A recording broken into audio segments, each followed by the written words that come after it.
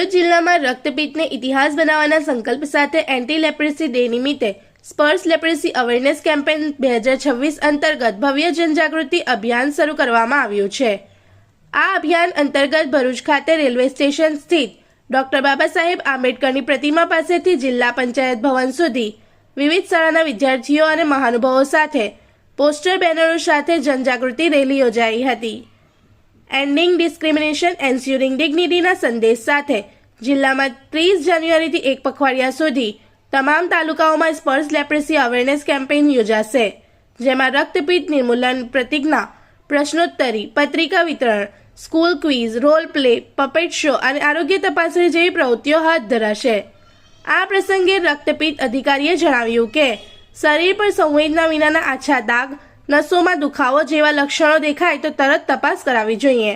રક્તપિત્ત જંતુજન્ય રોગ છે અને તેની સારવાર તમામ સરકારી દવાખાનાઓમાં નિઃશુલ્ક ઉપલબ્ધ છે।